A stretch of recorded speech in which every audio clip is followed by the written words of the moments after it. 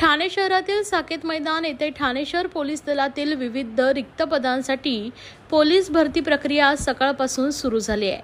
आज पहिल्या दिवशी 500 उमेदवारांना येथे बोलवण्यात आलं असून यामध्ये उंच उडी, गोळाफेक, रनिंग, उंची मोजणे, छाती मोजणे यांसारख्या विविध चाचण्या यावेळी घेण्यात येणार आहेत।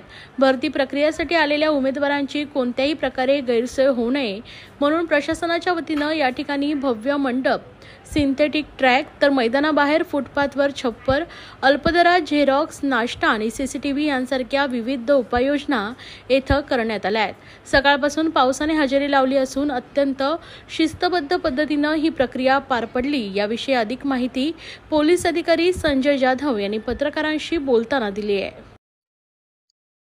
ठाणे आयुक्तालयातील पोलीस भरती आज सकाळी 19 तारखेला सकाळी सुरू झालेली आहे आणि आम्ही त्यांच्यासाठी आपण बघू शकता त्यांच्या ट्रेनिंगची आणि रनिंगसाठी आणि शॉर्टपुटसाठी इथं व्यवस्था केलेली आहे। सकाळपासून थोडा थोडा पाऊस येतो आहे। परिसरामध्ये एक मोठी सर येऊन गेली, आपण बघू शकता पाणी सगळं साठलेलं आहे, परंतु कुठल्याही परिस्थितीमध्ये कुठलेही इव्हेंट थांबलेला नाही। ज्या वेळेला पाऊस पडतो आहे त्यावेळेला मात्र आम्ही लोकांना थांबवतो आहे आणि पाऊस संपल्यानंतर आमचं ग्राउंड पूर्ण झाल्यानंतर आम्ही त्यांच्याकडनं ते इव्हेंट कंप्लीट करून घेतो आहे। ऑलमोस्ट आताचा जो या दिवसाचा आहे तो आता संपलेला आहे इव्हेंट आणि आपण बघू शकाल की लोकांना आम्ही बसण्यासाठी व्यवस्था केलेली आहे। त्यांना कोणी कागदपत्र झेरॉक्स काढायचे असेल तर त्यांना इथे आम्ही माफक दरामध्ये त्यांना उपलब्ध करून दिलेले आहे झेरॉक्स काढायची व्यवस्था।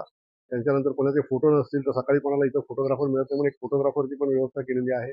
बाहेर पावसात लोक थांबू नयेत म्हणून त्यांच्यासाठी बाहेर पण एक मंडप टाकलेला आहे ज्याचं लोकांना थांबता येईल आणि मला वाटतं की आम्ही अतिशय चांगल्या पद्धतीच्या वातावरणात आम्ही हे सगळं पूर्णपणे आजच्या दिवसात तरी पूर्ण केलेलं आहे।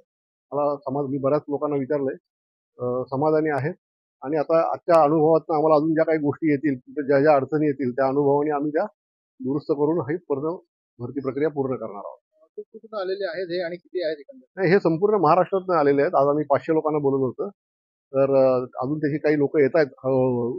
साधारणतः आतापर्यंत 310 लोक आतापर्यंत आलेले आहेत आणि त्यांची बहुतेक लोकांची मैदानी चाचणी म्हणजे व्हेरिफिकेशन, मैदानी चाचणी ही बऱ्यापैकी पूर्ण झालेली आहे।